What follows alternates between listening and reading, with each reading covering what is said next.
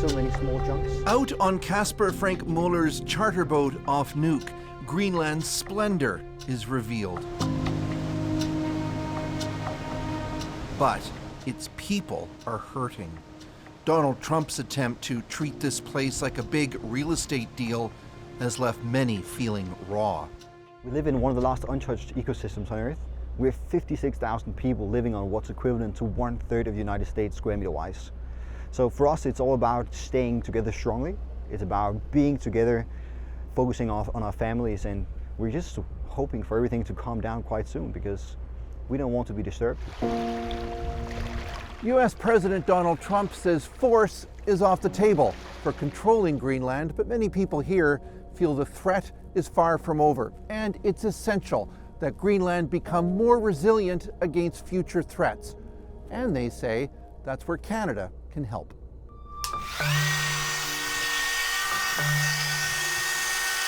Kim Kleist Eriksson is an Inuk carver from Sissimut who uses whale teeth and walrus tusks to make stunning pieces.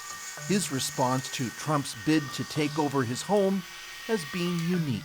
I remember it was the day after when my youngest said she was scared. I was pissed. I wanted to do something with my art. So he carved a spirit, chomping on Trump's head. So I created this kind of area where I just put Trump's head below instead of the priest. So all the colonizers or the land who wants our land, I've created them like that. So you immortalized Trump in bone, and that was a pretty popular piece, was it? Yeah, indeed. It sold within 10 minutes after I finished it. He says Canada can help Greenland get through this by focusing on shared culture and history. Near the peak of Trump's threats, Kleist Eriksson received an email from Ottawa with some surprising news. This sculpture, based on the myth of an Inuk woman who inflicts vigilante justice, caught the attention of Canada's National Gallery. It wants to display it later this year. I'd love to show my art to the rest of the world, and Canada is one of the first responders to it, so I'm really appreciate that.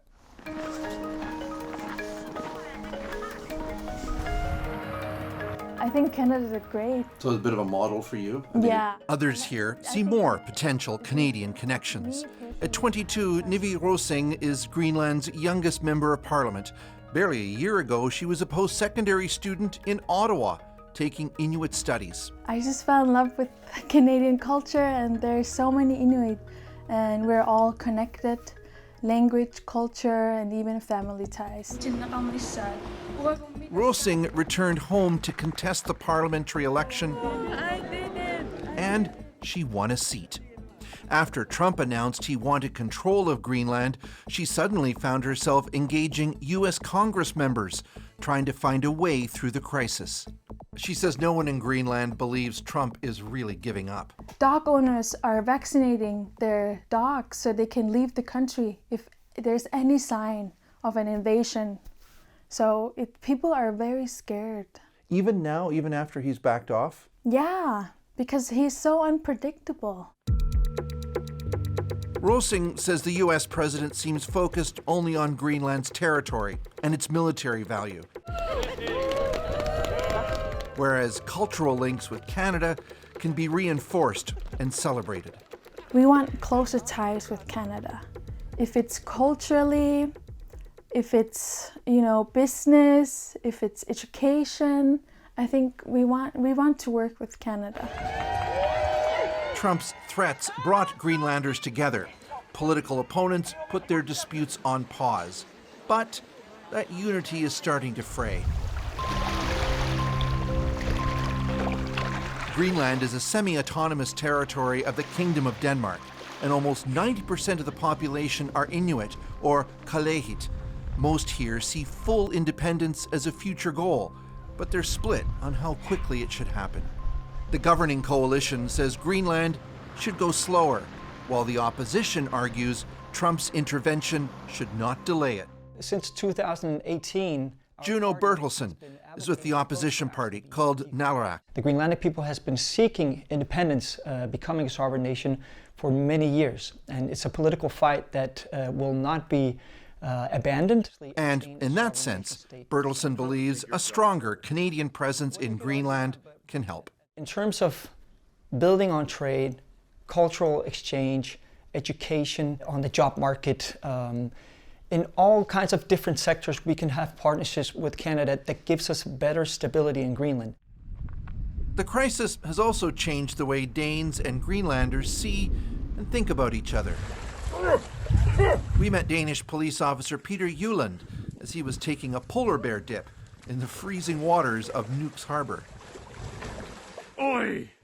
Actually, I'm very warm now because, you know, the feeling when you have cold hands and the warm is getting back, then there's little sticks in your fingers. That's the feeling I have now, but it's very good. What about you?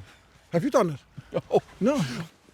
Juland has lived in Greenland before, but he's here now on a temporary assignment. It has certainly moved us more together. I think that the people in Denmark, so as the people in Greenland, we are really proud of each other now. And we want to show everybody that we are together about this. Where things go from here is uncertain. But for Kasper Frank Muller, an unintended upside of having the world fixated on Greenland means a lot more people are now thinking of visiting. For quite a while we saw a humongous interest from the world, and there was a bit of a hesitance coming from the outside world because of the statements by Donald Trump. And right now here in the aftermath we see a really big interest of people wanting to go here. Again, Greenland is not for sale, but again we're open for exploring. I think this current opportunity should be exploited to a certain extent.